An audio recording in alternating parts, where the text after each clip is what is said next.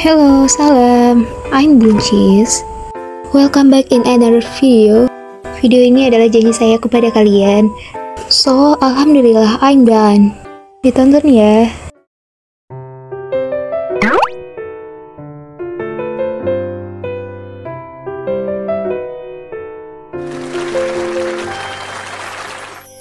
Jangan lupa subscribe ya.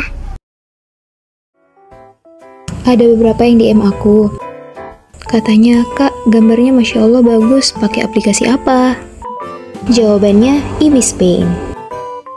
Terus ada lagi yang tanya, Kak, brushnya apa?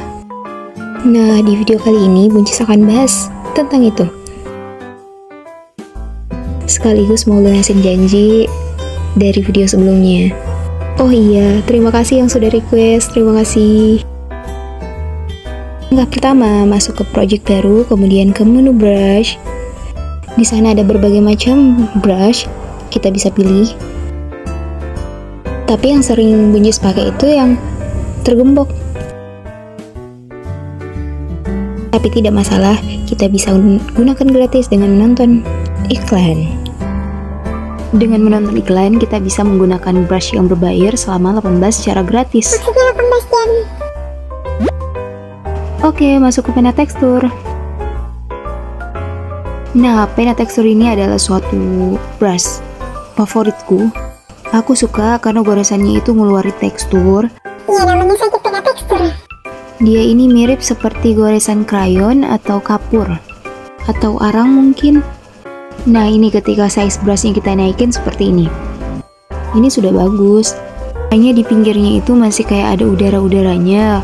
Buncis mau rapihin, si ngeblur-ngeblur di area pinggirnya. Jadi kalau mau buat line art atau mau menggores warna dasar, mungkin kita perlu mengulang-ulang agar bentuk yang kita maksud itu kelihatan tegas. Oke, bagaimana cara men-settingnya?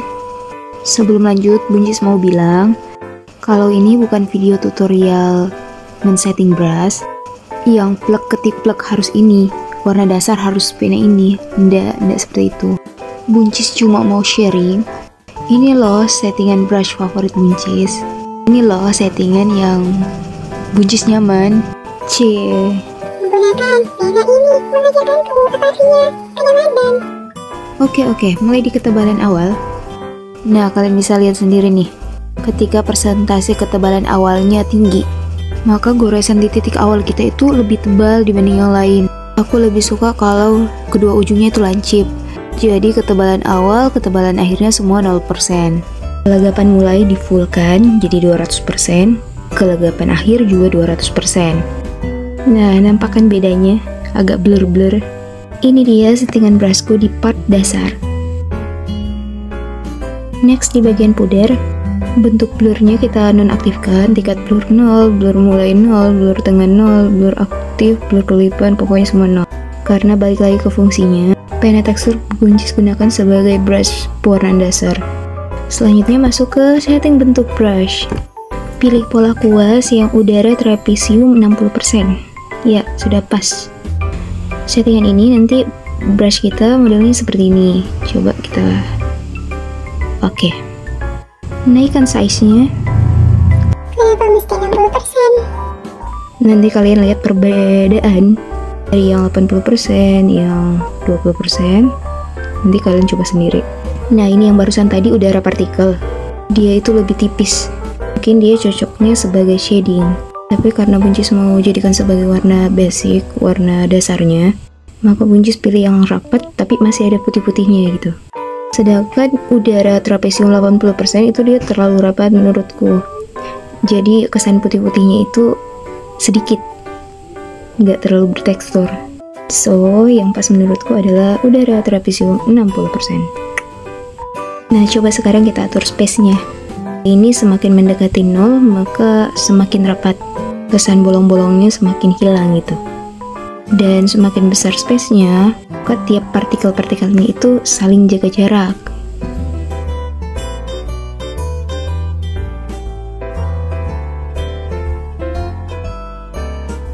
Nah, coba perhatikan perbedaannya ya. Set. Ya.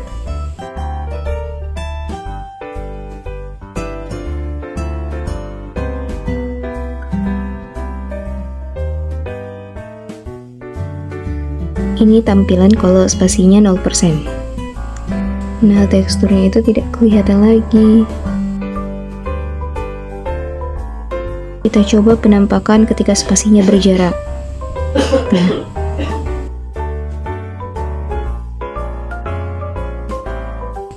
dan saya memilih settingan 7,5%.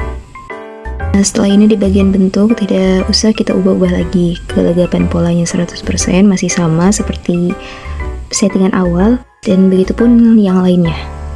Oke, bisa dilihat di sini. Begitu pula juga dan ke depan. Settingannya tidak ada yang diubah, sama seperti settingan awal. Iya. Seperti ini. Oke, skip, langsung kita ke jenis. Bagian ini juga mungkin yang sangat berpengaruh. Untuk jenis kuas ada 3, mono, air, dan ganda. Lah, wait, ternyata stylusnya lagi error. Ayolah bekerja sama. Maafin teman-teman.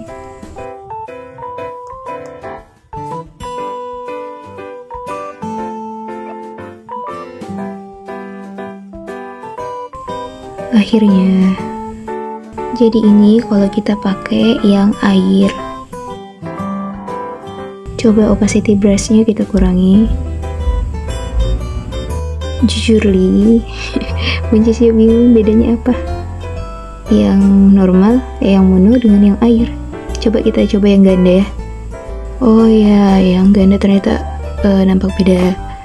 Dia ini colornya berada di luar. Nah, kurang lebih seperti ini ya kalau kita pakai yang ganda. Tapi di sini saya memilih jenis kuas yang mono karena sudah terbiasa dengan yang ini. Udah pas. Untuk pisahkan sapuannya diaktifkan. Tapi settingan sebelumnya memang juga sudah diaktifkan. Jadi bisa di skip. Nah, ya, sekarang kita masuk di pola tekstur. Ini yang sangat amat penting. Kenapa aku bilang begitu? Karena ini yang membuat setiap goresan dari brush munculkan tekstur seperti apa. Misalnya kita pakai kertas gambar cat air. Nah, nanti kelihatan kalau kita seperti menggambar di atas kertas cat air. Coba ya aku zoom biar teksturnya kelihatan. Zoom. Ganti warna dulu teman-teman.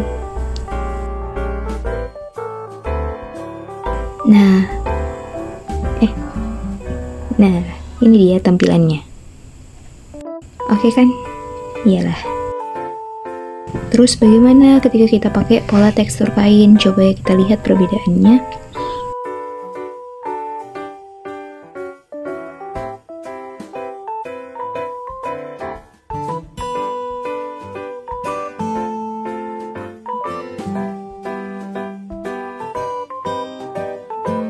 Lanjut kita coba kertas gambar kasar 2. Oke, naikkan opacity-nya. Nah, dia seperti ini penampakannya. Satu kali deh, kita coba lagi yang pola tekstur gambar pixel horizontal 1. Nah, enggak ada. Oh iya, jadi kayak ada sekat yang membatasi. Di antara semua itu, aku paling senang dengan pola tekstur yang tas gambar cat air 1.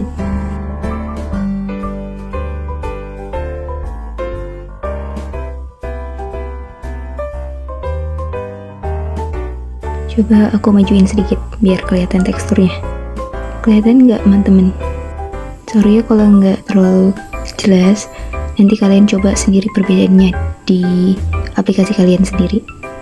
Oke, lanjut kelegapan 100%, batas bawah 0%, ukuran tekstur mutlak 100, sudut bergerak 0.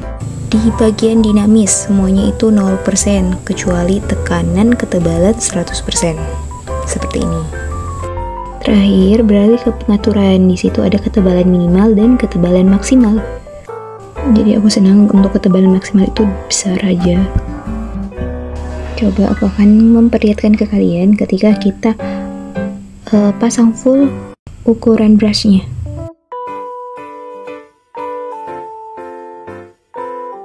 Wah, seperti ini, besar. Terus bagaimana ketika ketebalan maksimalnya itu aku turunkan? Seperti 70% misalnya, atau 17%. Ukuran brush sudah dalam keadaan full, maka dia tetap kecil, seperti ini. Kalau aku pakainya yang 92%. Dan jangan lupa kita ganti nama kuas agar ini menandakan bahwa ini yang sudah kita setting sebelumnya. Namanya pena teksturku. Dan klik icon plus untuk menambahkan pena yang sudah kita setting ke custom. Tara! Silahkan screenshot teman-teman. Sekarang ayo kita setting airbrush partikel L. Kita atur ulang dulu seperti settingan awal. Settingan awalnya itu seperti ini. Coba ya kita terapkan di kanvasnya. Airbrush ini Bunyi suka pakai dalam perwarnaan shading-shading. Tapi dari settingan awal ini menurutku terlalu tebal dia untuk sebagai shading. Karena aku pribadi kalau men-shading itu mulai dari yang tipis-tipis dulu.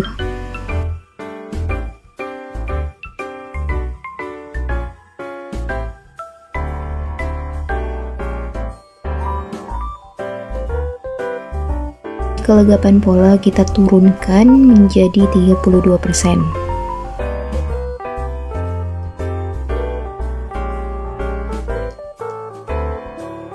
Jadinya akan seperti ini.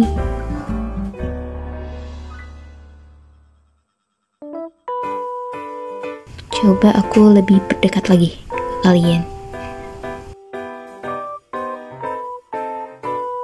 Oke, begitu ya.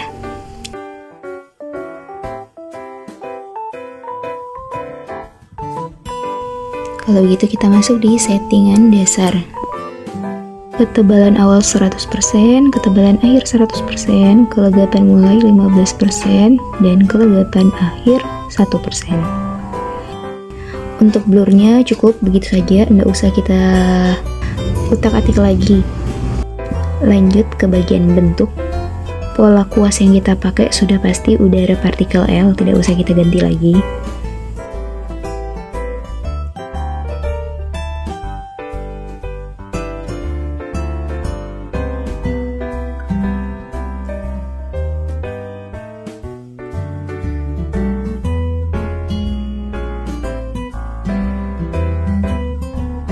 Spasinya ini kita sedikit renggangkan menjadi 18,5%. Kelegapan polanya 32% tetap. Dan yang lainnya tidak perlu, kita skip aja. Kita ikuti settingan awalnya.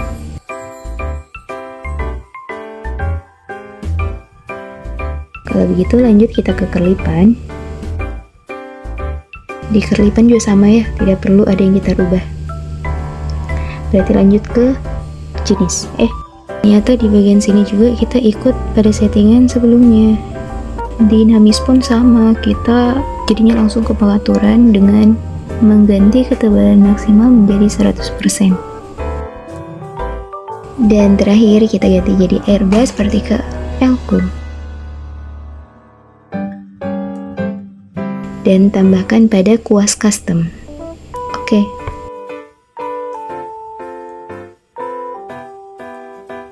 Ayo kita coba menggunakan brushnya.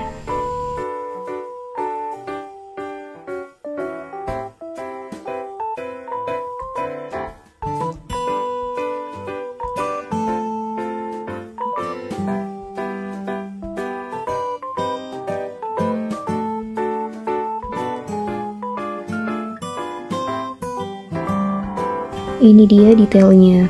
Menurutku sudah pas karena agak ngeblur, tidak terlalu rapat, tiap partikelnya tidak terlalu renggang. Tapi teman-teman juga bebas men-setting brushnya seperti apa ya, tergantung kebutuhan teman-teman. Nanti Bunci siapkan code QR-nya buat kalian screenshot. Yuk, cus langsung screenshot. Sekarang yang kita bahas adalah highlight. Biasanya buncis mengandalkan pen fade.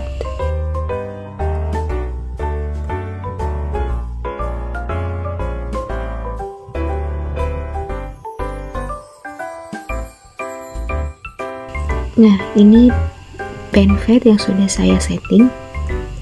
Sebenarnya untuk pen fade sendiri di settingnya tidak banyak berubah, hanya sedikit saja.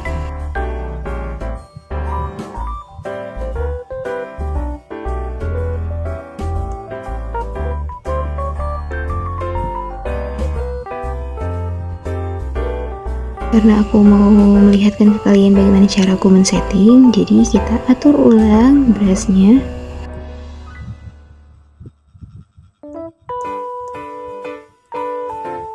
Pen fade yang disiapkan Ibis itu seperti ini. Ujungnya dia tidak tajam alias round. Sedangkan yang saya butuhkan itu yang ujungnya tajam. Tapi pastinya tidak setajam omongan tetangga.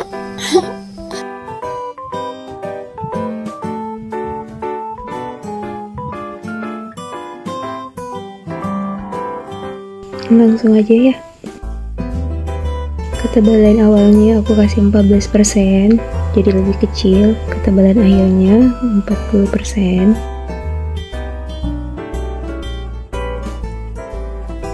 Lanjut, kelegapan mulai 34%.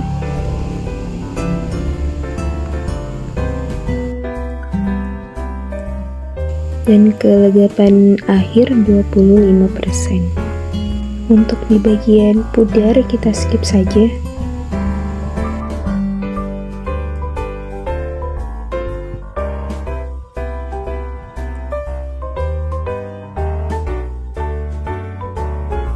Masuk di bagian bentuk.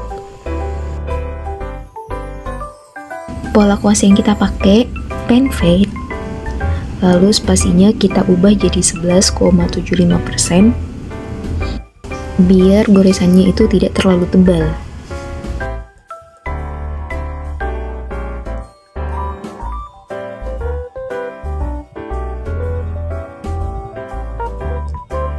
Untuk kelegapan mulai saya pakai 5,5%.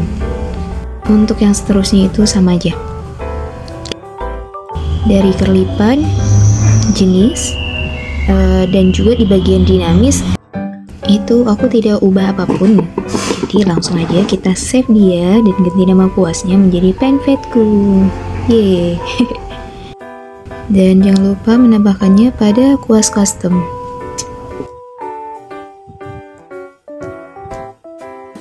Silahkan screenshot lagi. Alhamdulillah semua settingan kita sudah selesai. Jadi sekarang saya mau memperlihatkan ke kalian bagaimana aku menggunakan ketiga brush ini. Kita coba ke layer baru.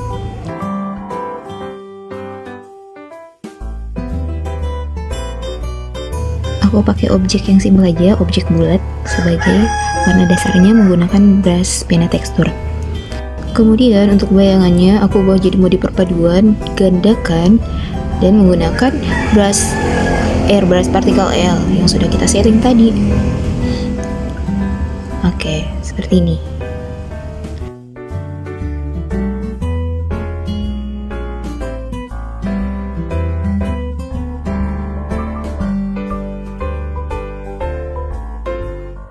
Setelah itu layernya mungkin bisa kita gabungkan. Kemudian mempersiapkan untuk layer highlight. Ubah ke mode perpaduan menambah. Kita pilih pen fade dan dalam pembuatan highlight paksa pudarnya juga aku aktifkan.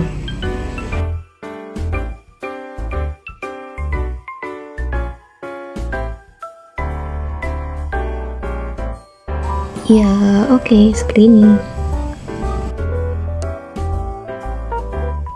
Aku juga mau memperlihatkan ke kalian bagaimana saya menerapkannya dalam suatu karakter.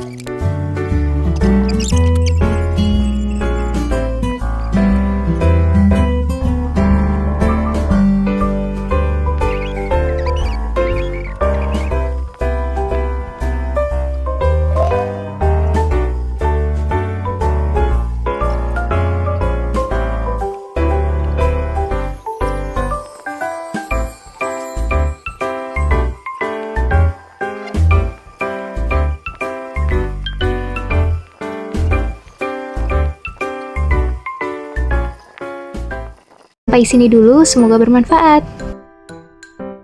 Dan jangan lupa di-share ya. See you in the next video. Wassalamualaikum.